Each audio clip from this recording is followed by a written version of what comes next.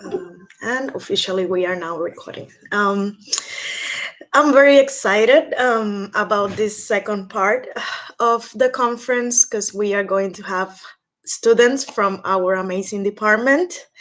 So I just want to let the world with Stefan Bronner, assistant professor in residence of German studies here at the University of Connecticut, which is going to introduce our next talk. Welcome. Hi, thank you everybody for coming and thanks for having us. I really enjoyed the first talk and I'm pretty sure that Roberto would be a really good candidate for our movement too. So feel free to contact us if you're interested after this talk. So also Glorimarie, thanks for putting together this conference, all the LANGSA members. It's really complicated to keep up the motivation in these times. I can tell from myself, sometimes it's really hard to open the laptop again and sit in front of the screen for another like hour and hours and hours.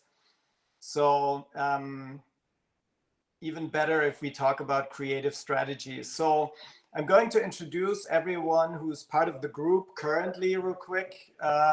So first we have Lisa Schmitz, who is an MA student candidate in the German section.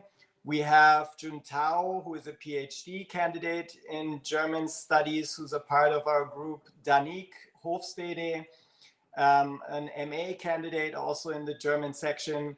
We have Maria Teresa, who was at UConn in the last year and in one of my graduate seminars.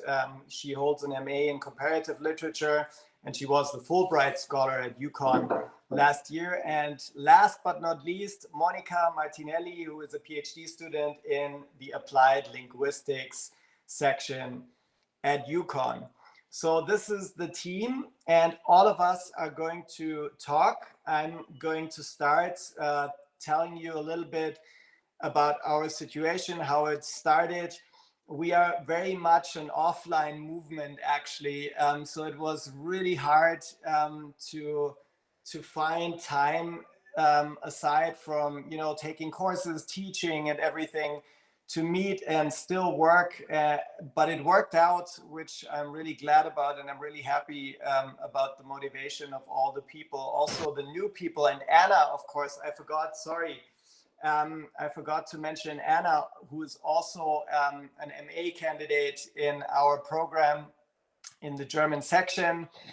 So she's a new member. That's why I should be updated better here on my, my notes are really bad. Sorry about that. So anyways, so we are very much an offline movement, but we thought that we can maybe at least translate a little bit of our energy that we had when we met every Saturdays or Sundays at the co-op to our online meetings, and I think it worked out okay.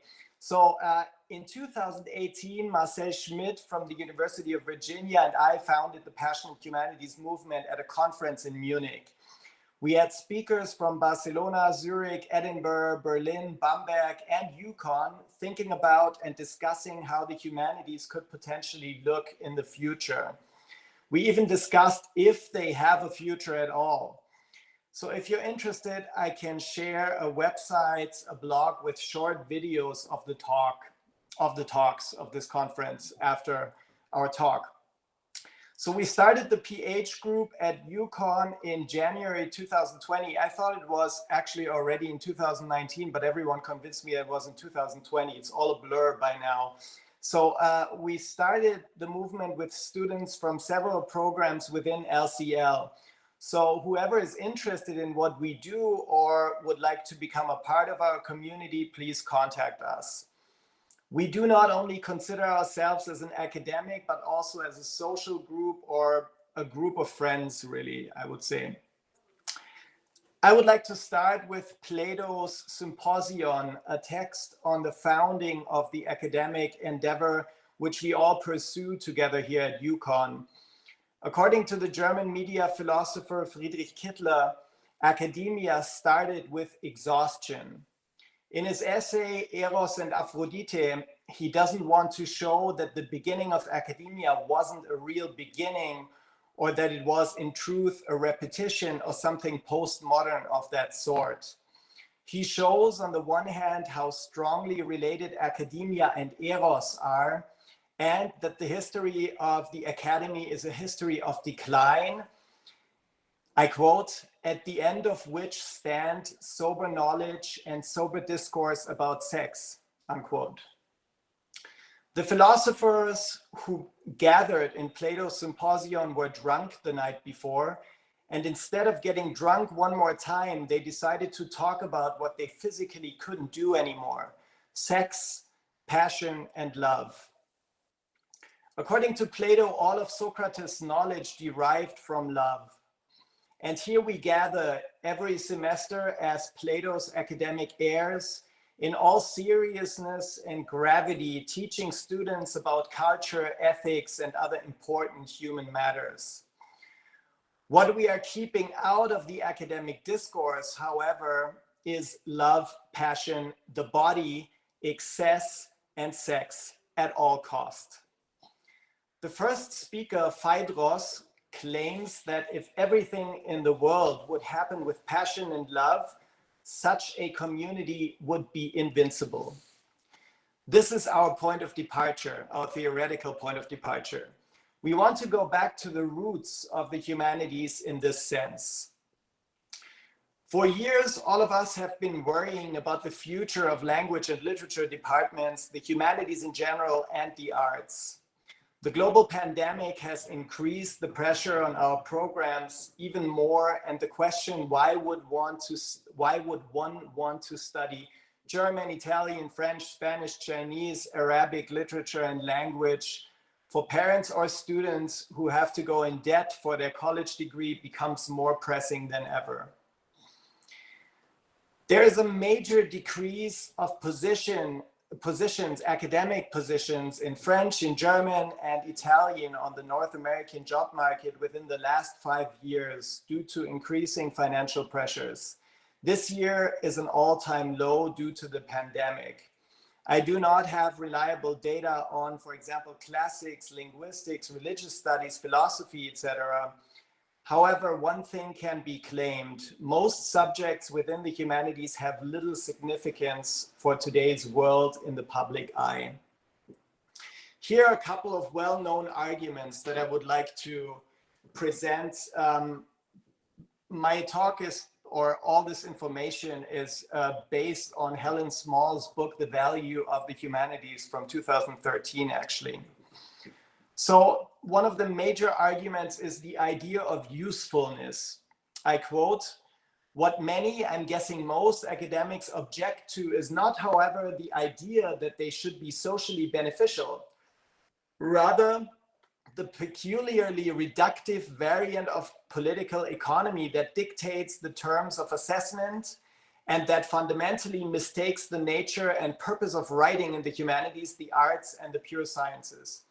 There is, notwithstanding a hardcore anti-instrumentalist position, not insignificant in the supported commands, that goes further and claims that social benefit is not the brief of universities, and that the pursuit of knowledge and engagement in research must be understood as mattering for its own sake and its own sake alone."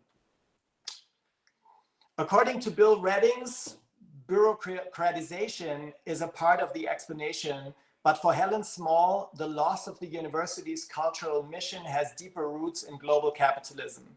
That is, in the dislodging of the nationalist rationale of the Humboldtian University of Culture. So I think all of us agree that there is need for action now.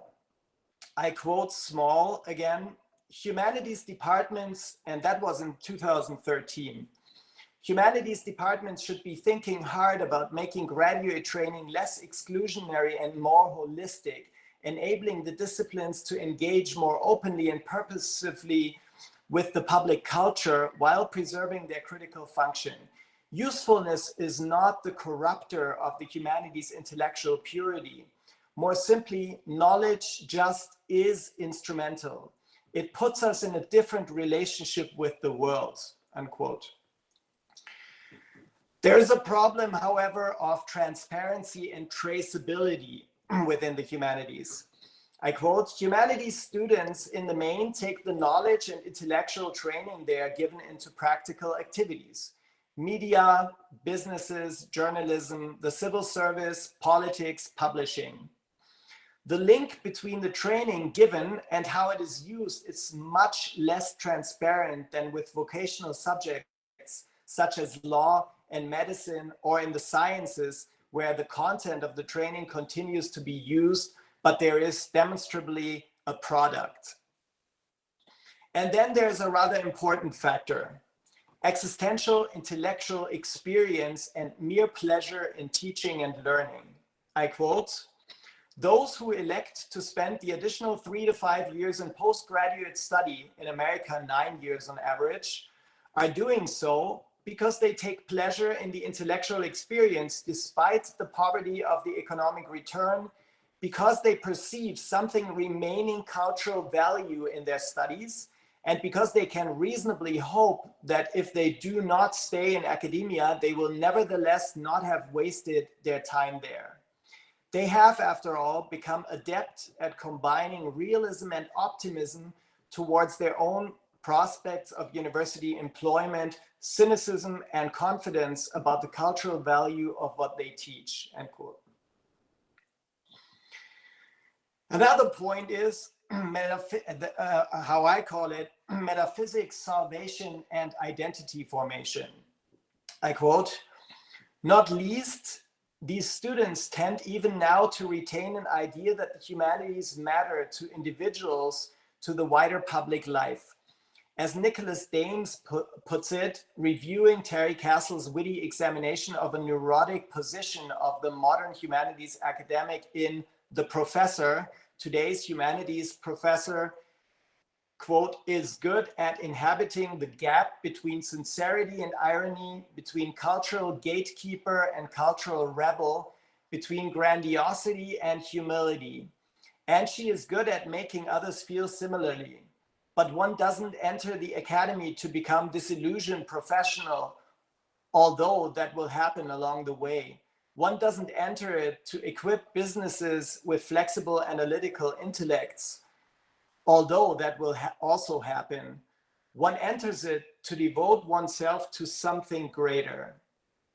The something greater being, and Dempsey's warily bold suggestion, rescuing lives, giving individuals access to salvational or transformational modes of thought.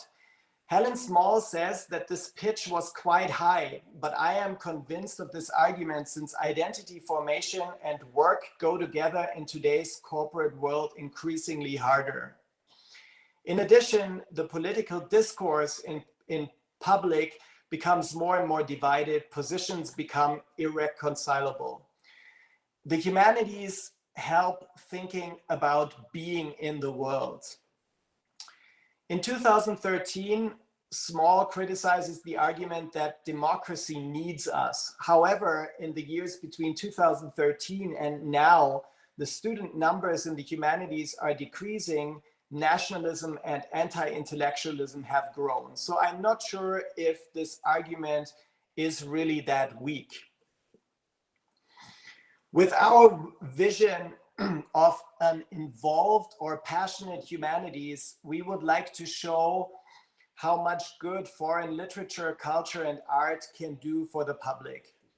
We call our approach passionate humanities, which means for us living literature and art, applying their lessons and sharing them with people outside of academia. Quoting from the AAAS Mellon report, the new MLA president and world-renowned scholar Judith Butler states in her column that the task ahead was to translate the general appreciation for literature and the arts into an appreciation for what colleges and universities have to offer. As academics in the humanities who would like to take part in shaping the future, we should take as our point of departure public poetry and literature readings that compel people, especially young people from communities of color, to show up or tune in with the hope of making sense of their world, reckoning with their histories and their desires.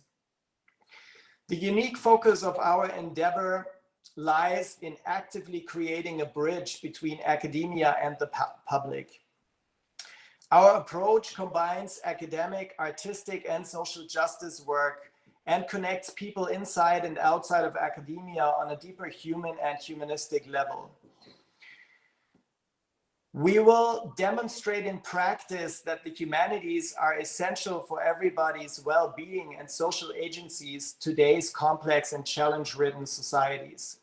We would like to share our knowledge and our specific skills as scholars and teachers in the humanities with everyone who's seeking for identity, meaning, and community, with the goal of improving the lives of those who, or make them a little bit better, who do not have access to university and or would never be able to afford studying in the humanities. According to the AAAS Mellon report, Black, Latinx, and Asian Americans, I quote, are substantially more likely than white Americans to believe it important that young people learn languages other than English, and those who are less affluent are more in favor of learning foreign languages than those who are affluent.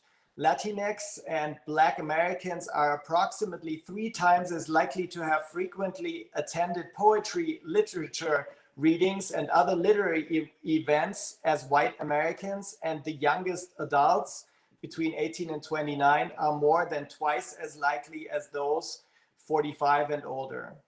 This tells us that there is a big responsive audience.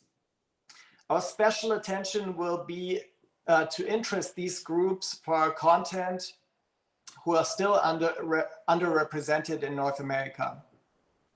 So this was my first introductory part, and Maria will now tell you a little bit more about the Academy of Passions and our movement. Thank you, Stefan. So to develop a little further of what we are doing right now, the project, the Academy of Passions, is a reaction to the crisis the humanities face today. In light of dropping student enrollment and growing influence of anti-intellectualism and nationalism, we founded the Passionate Humanities movement together with fellow scholars compelled to do more than solitary research and teaching students marketable skills for their future in the corporate world. We believe the humanities is part and parcel of a new kind of praxis for our world today. We believe in hands-on humanities. Therefore, we are developing a collaborative project that involves the specific skills and approach of literary scholars, philosophers, art historians, and so on, with the goal of improving lives. The Academy of Passions introduces a program which combines academic and artistic work tailored to people who either have no access to the university or do not strive for a degree, but for intellectual fulfillment and beauty. We are currently working on a holistic curriculum that reflects the fullness of the human experience and thus will combine physical, intellectual, and emotional activity. Students should emotionally and spiritually grow, form a community, enjoy their studies, find research topics that can be applied and involve social impact. And to develop how we came to this idea, Lisa will talk about our basic ideas. Thank you, Maria. Exactly. I will talk about the 4 basic ideas our project is built on, which are spirituality, beauty, community, and education. So every course or module, in the case of the Gen Ed course, that comes out of this project should bring together the aspects of these 4 categories. So education, in terms of this project, goes beyond intellectual development and the mere acquisition of skills. Much more, it includes spiritual maturing and the growth of personality, which will help students to cope with their challenges of life, such as relationships, work, suffering, or death. According to the German pedagogue Hartmut von Hentig, a person is educated when they fulfill criteria like the urge to fight against inhumanity and injustice, the ability to appreciate happiness, or the awareness of self-responsibility and responsibility as a political subject. So our focus is on the process and the beauty of learning itself rather than on a concrete result in terms of testing or assessment. So in the context of our project, learning should be understood as something that brings pleasure and positive effects. Second, the Academy of Passions wants to demonstrate to its students the existential importance of beauty, mediated through art and the modes of perception that the humanities teach. So we want to introduce our students to an aesthetic approach that differs from the contemporary understanding of beauty, which purely lies in its consummation. For us, beauty cannot be consumed. So it is free from force or purpose or giving us a short-lived feeling of positivity. It only exists for itself. And in this existence, it can be ethical because it is not only about us, the self and its wishes, but leaves room for something different, something or someone else. We want our students to become capable of finding, seeing, and appreciating this kind of beauty on their own for now and the future. Third, the idea of spirituality, which displays an important part in the way we want to work. So our perception of spirituality in the light of this project can be understood as a compound.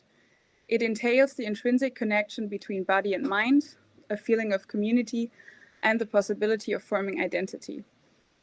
Heidegger's term of Dasein is characterized as a state of thrownness into the world, with all its ugliness and demands, which one does not choose, such as social conventions and ties. And this thrownness leaves a paradoxical opening for freedom. So knowing that we exist towards death and without knowledge of a possible reason results in a conscious decision of empowerment. The accepting and even embracing of the human thrownness is what we call spirituality. We understand our approach of a spiritual education as a path towards becoming human. And lastly, in this project lies our desire to create and foster community among all people involved in it. In today's world, there's no sense and no time for a real community. Many of us try to survive and the rich try to get richer. We want change. The goal is to create a new way of being together in this world. Community requires ritual, selflessness, and beauty for the sake of beauty and humanity. So within this project, we hope to achieve an environment of shared values and beliefs. And to do so, we advocate trust, friendship, reciprocity, and loyalty. And now Monica is continuing with the base categories for all courses. Thank you, Lisa. So to build on what Lisa just said, on a more concrete level, we chose to come up with other categories on top of the ones that you just heard from Lisa that are not all mandatory, but that suggest different methods and approaches which can be applied to the course. In fact, every course, in our opinion, should at least include 3 of these categories in order to be a solid part of its lessons, because we seek to not only challenge the students' minds, but also their bodies, to involve their bodies with the combination of cognitive and bodily activities. In fact, some of the categories that we already came up with are reading and talking, writing and sharing, listening and response, think and talk, or meditation and silence, coupled with nonverbal communication, that impact and outreach, and as well as other group craft projects. For example, listen and response or think and talk could be performed during some walks in the woods or while moving our bodies in dynamic meditation, and all these activities would challenge and engage both body and mind in unity.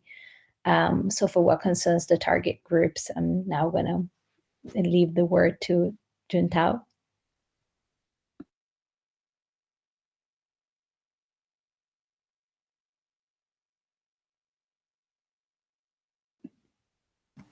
Okay, can you hear me right now?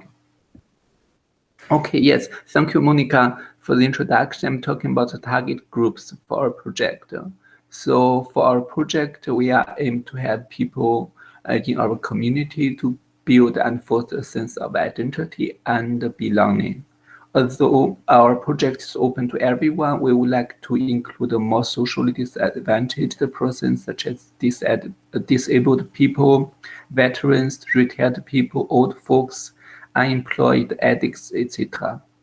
Meanwhile, we would like to offer our curriculum to students and social workers who are interested during summer or winter break as well. In order to implement our project, we will approach different local organizations of our community and town to deliver our ideas and recruit those who are interested. Information at local social media channels would help us deliver our project as well. Also, we actually reached out to our the department and UConn to seek support. It is possible that we could promote our project to a university or department program where we can. Actually, we are developing a janitor course right now, which will hopefully open for undergraduate students from this fall, from fall of 2021. Details about the janitor course will be introduced by my colleague, Danique. Thank you for your introduction, Juntao. So, like Juntao said, we are currently designing a general education course, Living the Liberal Arts, and we are potentially developing this into multiple courses for a certificate in the Passionate Humanities. The idea is that several people will teach the course, one faculty member, and several teaching assistants. And the course will fall under the category of LTE, Life Transformative Education. So living the liberal arts means putting intellectual achievements into practice and making art an essential part of our lives. This course will demonstrate how literature, art, and philosophy are relevant for people's lives and for society as a whole. With the help of the humanities, we would like to discover what makes us human. Essential questions the course will raise are: how can we make texts, music, and art speak to us and make them beneficial to our lives? Or how can we think about and make a connection between the body and the mind, something Monica touched upon? The structure of this course consists of one MOOC lesson per week. MOOC stands for a Massive Open Online Course. So it will be a recorded lecture. Students will prepare that at home, and then after that there will be one in-class session and one outreach session. The outreach will be a very important part of the course.